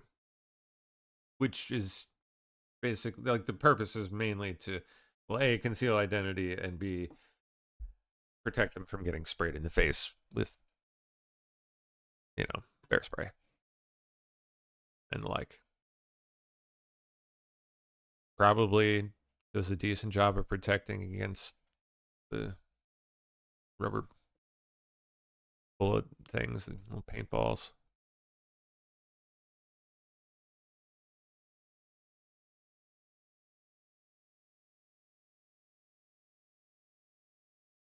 I saw him get sprayed in the little ventilation hole, though. That was funny. Curious how well that worked. Washington Post demands Trump receive the Nobel Peace Prize. Really? What? Oh, well, in an opinion piece by some guy. Yes, Trump deserves the Nobel Peace Prize. His Gaza agreement, though still fragile, adds to an unprecedented peacemaking record. Weird. It was written by Mark A. Thiessen. Mark Thiessen. Mayor Brandon Johnson of Chicago has just declared that he'll be leading the rebellion in Chicago against the federal DHS agents. How's that, man? What are you going to do? This is not about immigration. This is about a president who wants to enact authoritarianism in this country. Oh. Where the rule of law doesn't apply to him. And But you? To one individual alone. And that's why I'm doing everything in my power to defend the people of this city and to lead a resistance that, quite frankly, is desperately needed to protect our democracy and our humanity. The White House claims, this president claims, that it's the residents of this city that need protection from the federal. This is not about it.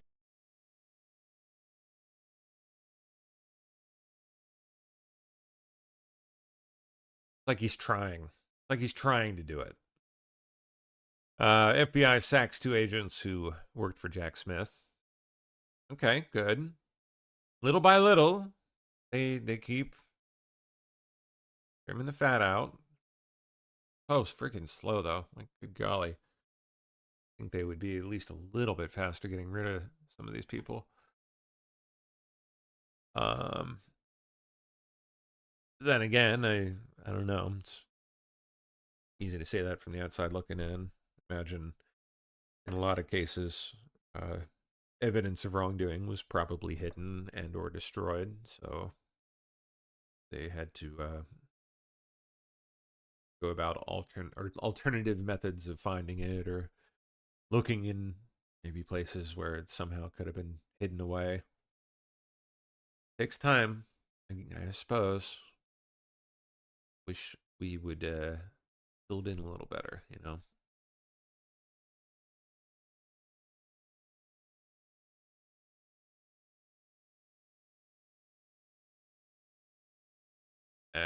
Okay. Amir Ohana, who dis? Speaker of the Knesset. It is my profound honor and privilege to officially invite the greatest friend and ally of the Jewish people in modern history, President real Donald Trump, to deliver a formal address to the nation before the Knesset. Israel awaits the peace president.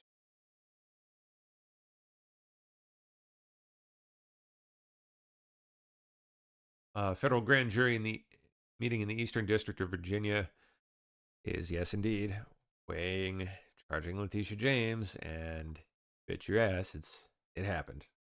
You're getting charged, man. You're getting charged. Dan Goldman denied that there is evidence of a sharp increase in attacks on ICE officers. That's funny. Also denied evidence of a Biden era, of any Biden era censorship. Also hilarious. Hunter Biden laptop authenticity, and also denied that Antifa members exist. Jeez.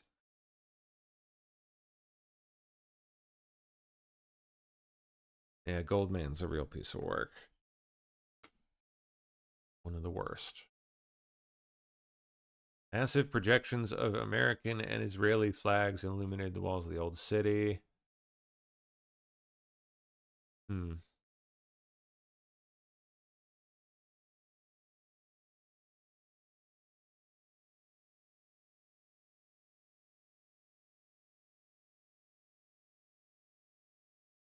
All right. There's now an effort to revoke the SPLC's tax-exempt status after it targeted TPUSA and runs a hate map against conservatives. What an interesting name. A hate map. A hate map, huh? Like a map, you mean a map of people that they direct all of their minions to hate? That's certainly how it works. Map. What a name, man. Long overdue. SPLC should, absolutely receive zero tax benefit of any kind.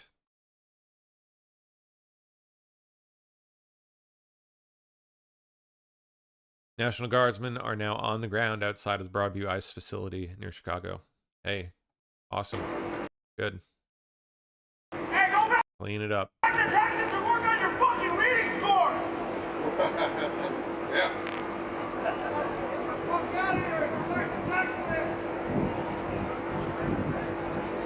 You guys are too fucking fat. Pete Hegseth said so.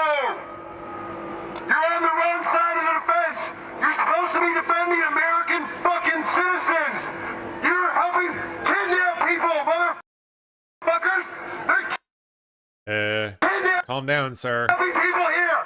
That's what they're doing. That's what that fucking fence is for. That's why we're furious. Oh boy. Motherfucker, we don't want you here. You're racist. Get out of our city. You're breaking the law. You're deporting people with no due process. That's against the Constitution. National Guard, get on the right side of the fucking fence. You're just separating people. Like, what the fuck? Texas National Guard. Hey, fuck you. Oh man, look at that look at the manlet with the megaphone. Look at this thing. Texas National Guard. Hey, fuck you guys. Hey guys, get the fuck out of Chicago. Fuck you. Fuck you. Yawn. Fat fucks, gravy seals.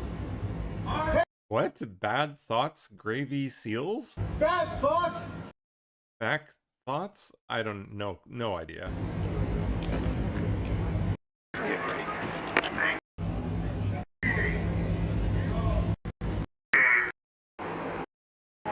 Why was it climbing around on the ground?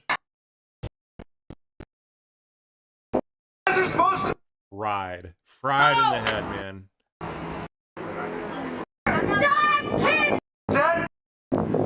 You guys are over there!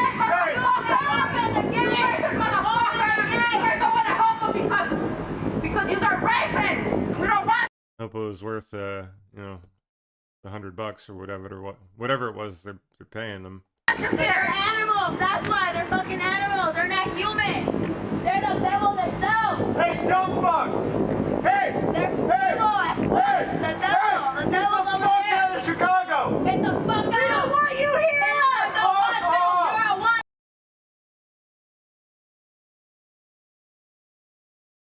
Really not the greatest way to go about making friends in the community at large. Just being vulgar and gross and nasty.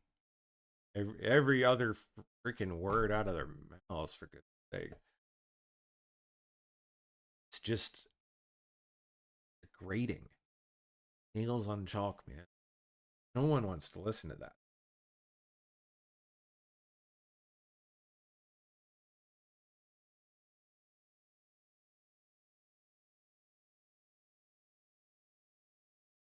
Trump and Kristi Noem, according to Raja Krishnamurti, a congressman somehow, somewhere. Oh, in Illinois, of course. He says Trump and Kristi Noem won't let the American people see what's going on beyond this barricade at the Broadview ICE facility, even as ICE terrorizes our Illinois communities. This should be funny. Hey everybody, I'm Congressman Raja Krishnamurti. Okay, Krishnamurti, tell us all about it. In front of the Broadview facility. I'm up here just to kind of inspect the scene, and it's completely Inspector Gadget. Unacceptable that we're not allowed to conduct oversight of this facility. This is the closest that I can even go up to the facility, and as you can see, there's fencing, there's barbed wire around the facility as well, and we don't know who's inside, and we don't know the conditions inside, and the good Illinois State Police troopers who are here trying to protect protesters aren't even able to tell us what's happening inside because they don't know themselves. And so I hope that everybody continues to speak up. I certainly will. And we can't give in to this type of activity, and I'll continue to do my oversight. Thank you so much, and God bless. Can't allow them to do their jobs or anything. That would be bad. Trans Mexicans for ICE! Trans Mexicans for ICE. Trans Mexicans for ICE! Free speech! Free speech! Free speech! For my country, I'm Mexican. Free speech! I'm trans! Are you transphobic? Fight for your country. Are you transphobic? Are you transphobic? Don't be transphobic. I am valid! Trans Mexicans are valid! Trans Mexicans are valid! So am I! I'm fucking proud, motherfucker. Trans Mexicans! So wait, is transgender Mexican, or he's like a transracial? He's like trans Mexican? Mexicans are valid Mexicans! Immigrant status, fuck you! Trans Mexicans!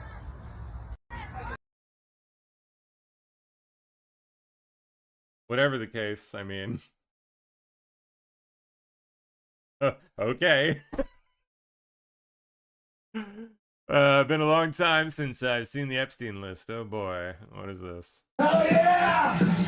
Right now! We can storm that place! Let's do it! Where you No clue. going?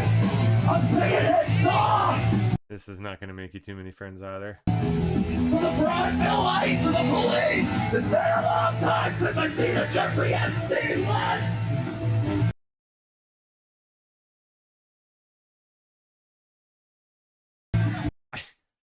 This is so puzzling to me.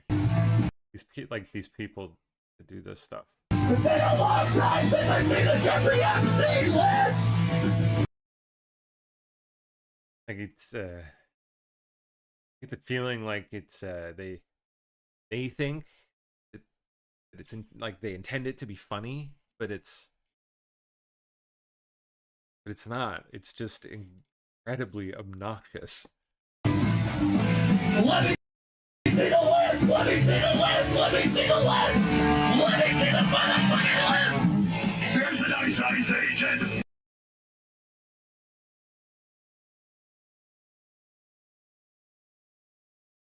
Yeah.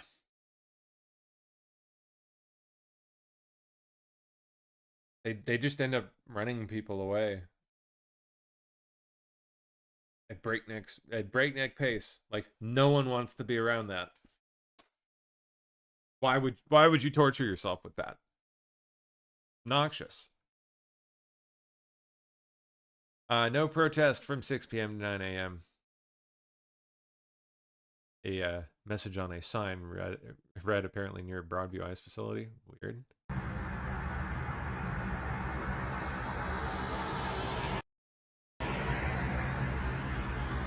No protest.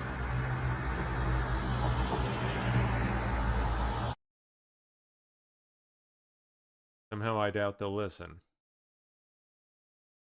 Singing MAGA World to the Broadview Ice facility gang. Oh, it's this one again? Hell yeah! All around me are ICE agents. Hate all races except white faces.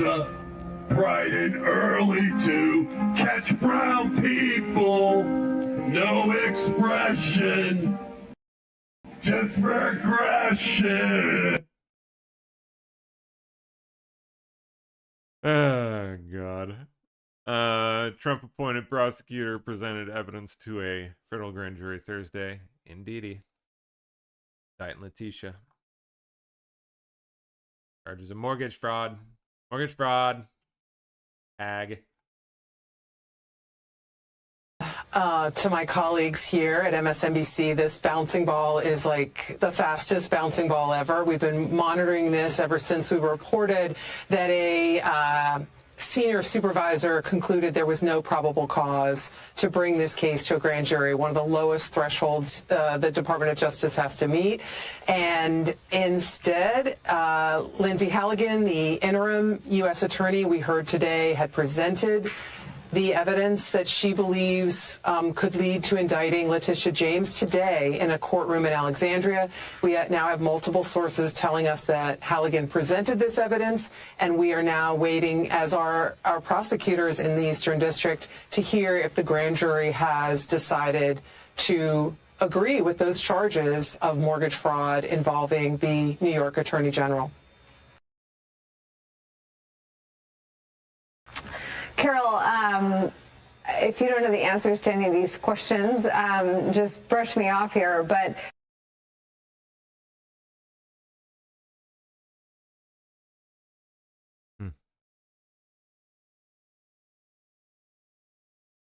now we get to Crowder and the black barber shop. Oh boy.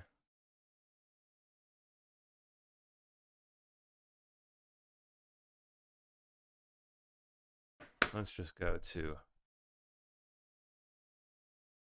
the man himself.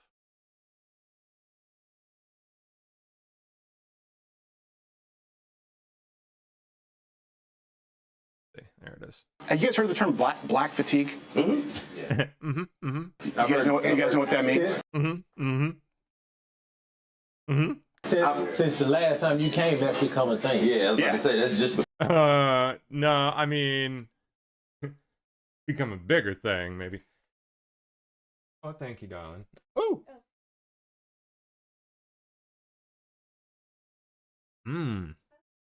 It's very good. Thank you. Become a recent thing. And do you know what it means? I'm not sure. I'm going to ask that. White people are 12 times as likely to be killed by a black person than the other way around. I'm just going to shoot you straight. It's not even close. Where? Across the country. Ain't nobody coming after you. You know what I'm saying? Like, nobody tripping on you. And but these people in just as scared as them other folks. They are if they get on a bus. Not necessarily. They are if they get on a train.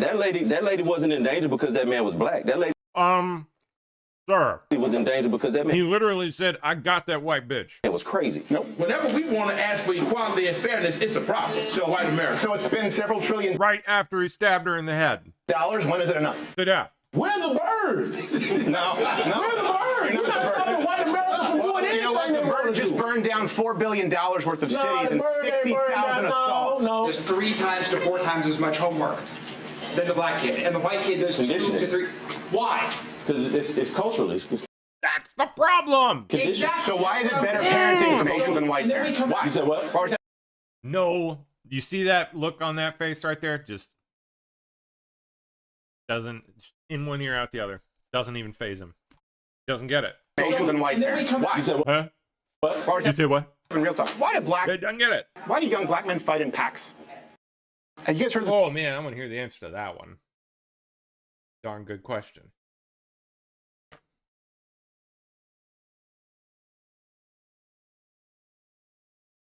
Man, it's interesting to see Crowder after all the stuff with Kirk happened, seems to have reached a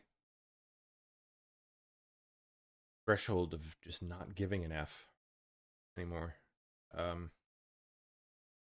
Okay, that's good. You have young white people who are getting more and more mad. I'm just telling you the truth. What they mad? They're mad because this thing. Here's why. Why are they mad at black people? Why? They go, look, I'm 12. Probably because you just refuse to hold any of your own people accountable across the board all the time.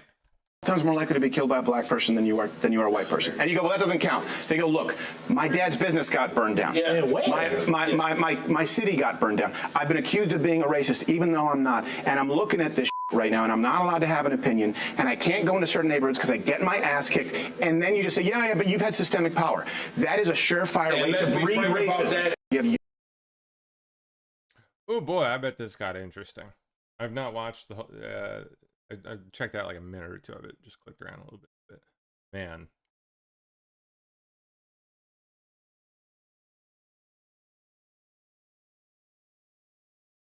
What's on everyone's mind every time something happens? Have you guys heard the term black? Absolutely.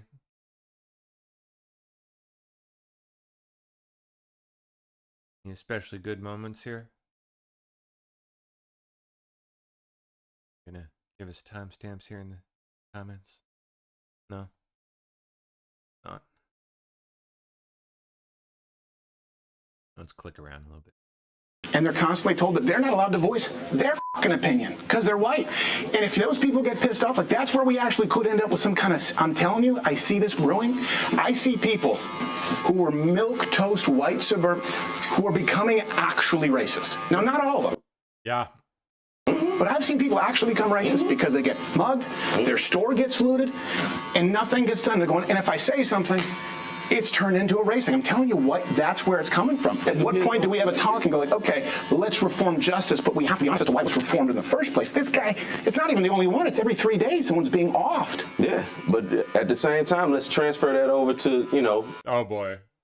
Are we gonna what about it? Is that what we're gonna do? I mean, there's a lot of unsafe things in this world. Like getting mugged by a black person is not the paramount unsafe thing. There's missing the point, sir. There's school shootings. There's road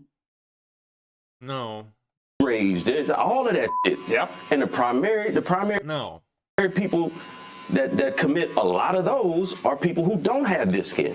No. So if no, yeah, that is no. If switch it over, if black people say, well, we getting fed up and we tired of all these school shootings and all of these road rage and all that. What school What school shootings? The ones that you all pull off on yourself? Like, what school shootings are you experiencing other than gang shootings? It's something too. Who hears our voice? And when does the white fatigue kick in? When does the white fatigue kick in? Well, we've been hearing about white, that's the point, right? We've been hearing about it all our lives, about white fatigue, about systemic discrimination. I'm saying it, right? And that's the problem. It has been done. That's why we've done systemic justice reform that has led to more crime, right? That's the reason for no three-strike policy. That's the reason for cashless bail. That's the reason for catch and release. The reason for it, in the wake of Black Lives Matter, George Floyd riots, Summer of Love, was we're going to reform crime, we're going to reform the justice system, and it's gotten worse everywhere. Yep, like across the board, everywhere. It's been, and then when white people leave those neighborhoods, well, now it's white flight. They come in, it's gentrification. Yeah, and then whatever neighborhood they go to, that's gentrification. Yeah, they're gentrifying it. And I'm telling you, there are a lot of people who are pissed off, and they're not going to sit down and have this conversation and be real about it. And they're going, well, what happens when someone has to keep their mouth shut about everything? Nobody said you have to. That's how. Well, that's the idea. That's what they want. That's how they feel. I don't believe white people have to keep their mouth shut. I think white people don't speak up about a lot of the things that they do and they perpetuate. Exactly. Oh boy. That affects us negatively. That's the stuff that nobody wants to. That the issues aren't made about those things. I really respect the platform that you have because you do have open and honest conversations. And I have to say, I don't believe that those numbers about the black people murdering white people are correct. I don't believe those numbers are correct. What if they are? What if I'm not lying to you?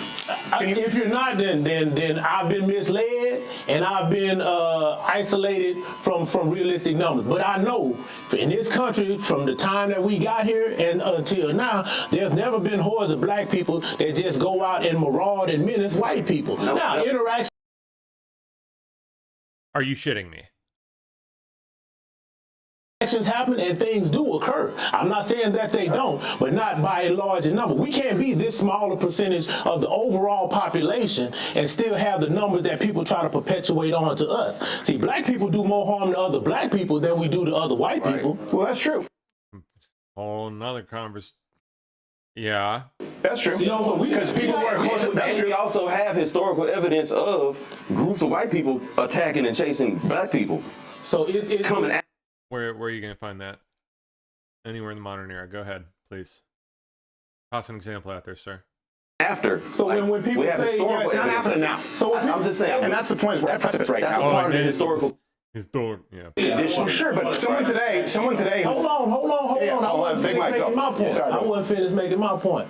When like I said, black fatigue, that's the newest mantra that's been put out into society to make people think that, okay, they tired of black people. They tired of what you say that we can't say anything about black people. We can't do. Well, when you hold all of not just white people that are experiencing black fatigue, by the way, sir. It's, shop owners in cities, often very much not white, Indian, Middle Eastern. Other black people are experiencing black fatigue. Other black people. Power. When you hold all the economic rights, when you hold all the things that make this country move, when you're in charge of those things, you know what I'm saying? I'd love to see a conversation like this one taking place between a black person that's been experiencing black fatigue and these guys. Well, you know what? I put it like this: white people got the firecrackers, we got the stem. That's it. Oh, for real? Y'all got the power. The power is. But what? Have you ever been anywhere in poor white country, sir? Place outside. I take it no, because I guarantee you they've got it worse than any poor black person in an inner city. Ever. The black community. At least they got access to services and, you know, all kinds of taxpayer-fed benefits and food banks and you name it. All within walking distance. Try going out to the freaking boonies. Living like a poor white. Like a real poor white. They don't have any of that shit. None of it. We're charged with all the negative things. Those are the things that are really generally coincide with how people relate to us. The bad stuff that's go wrong with this world is the black people's fault. We the smallest part of this country. Remember that. You know what I'm saying? Beside the immigrants that come here, we have been. Man, I told you it gets bad. Like it's crazy. Tasked with the negative, the criminal, the immoral. That's us, and that's what we consider. That's white fatigue. But you know what we do? What? We just say that's just how it's always been. So we don't make up words for it or terms for it. So now you have a frustrated group of white constituents that feel like, you don't make up terms for it, huh? We can't say anything. We have to do this. We have to do that so you don't be deemed as it. Well, if you wasn't that in the beginning to start with, there would be no need for the reform or the wow. The feelings that you have. You can't say anything about because you done treated us like for so long, and people finally stood up and said, How have I, sir, or Stephen there, as a white man, treated you like shit? Hey, you got to stop treating us like shit. Now that you want to feel like, you know, things aren't going in the manner that you want them, now we want the right to word salad. Keep saying those things. What if your premise is completely flawed? And what I mean by that. Okay, yeah. If we're trying to understand it, you said you have power in all those institutions. Yes. What if, for example, you have an entire generation of people, young white men, women, who if they apply to a college or apply to a job, they don't have a grant, there's no Pell Grant, there's no type of subsidy, there's no DEI initiative. As a matter of fact, they're likely to be passed over. They hold no institutional power. And when you say black people haven't done anything, when you think of this white person, a young white person, because I'm seeing some people become radicalized and it can become a problem. And then they see billions of dollars and riots and damages all summer long, and then they go, why is this happening? Black Lives Matter, right? So they're going to make that connection. Now, they have no institutional power, but if they go into a neighborhood that's largely black, they're going to get the shit kicked out of them. And they're being blamed for something that supposedly their racist forefather did that they have nothing to do with. You think we're ever going to have unity? This is the problem. Unity, if let's say your dad's a or your grandfather's a and you walk up and you slap his teenager, you now have made that person hate you for life. And that's what I'm seeing with not even my generation. Younger people are going, I had nothing to do with this shit. They came up during the riots. They've come up under DEI, and they're seeing a 12-time murder rate, skyrocketing crime, and any proposals they make not holding institutional power shut down as racist. Now, why was DEI even instituted in the first place? Oh, my goodness gracious. These guys. Because for the majority of time that black people have been in this country and been free, we've been denied. Absolute refusal to just look in the mirror, just a little bit. So much, somebody somewhere had to put some. Not even for you, just for things in place to provide access. Sorry, it's just so infuriating. Bonkers. Absolute, complete, and total inability to recognize such an obvious problem. Of some kind. If you believe that, that's fine, but you can't tell that young white kid who had nothing to do with it that he should just sit down and take it, especially when they're getting killed. That's what America's been. This one's literally blind. telling us for the longest. The young white ain't had man nothing to do with a lot. that has to Not deal in my with the lifetime. DEI, the young person of this generation that you said that feels they're misled by the being. Oh my goodness gracious. Oh, sorry, we're actually like 5 minutes over here. I didn't realize what time it was. But man, oh man.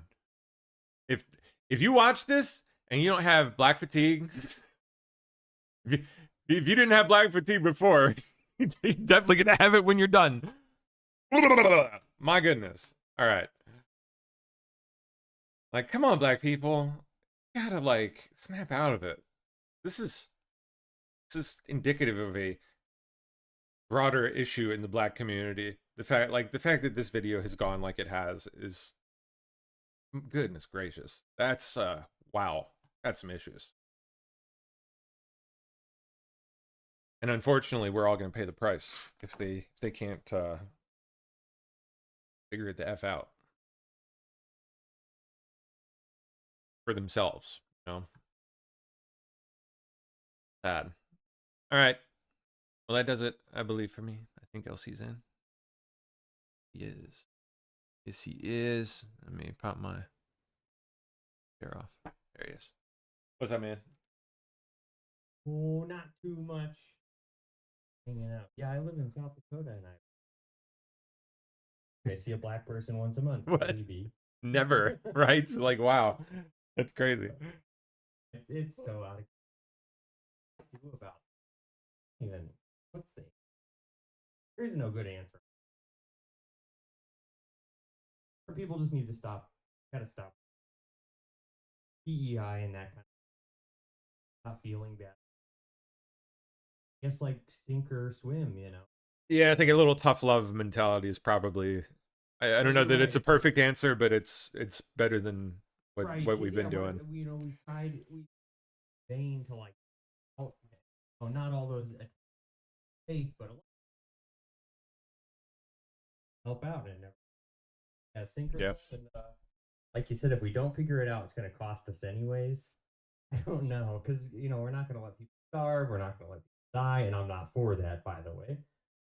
But yeah, it's something has to change. I don't know if you want to go start Wakanda, have fun. You know, go have fun. You know, go to I don't know, go some part of Chicago. I don't know, but something's got to give because the crime is not sustainable. The handouts are not sustainable. It's just we can't keep living like this. You can't. Nope. We have way too many people die every year. You know, and way too much money is going to not just blacks but minority groups in general.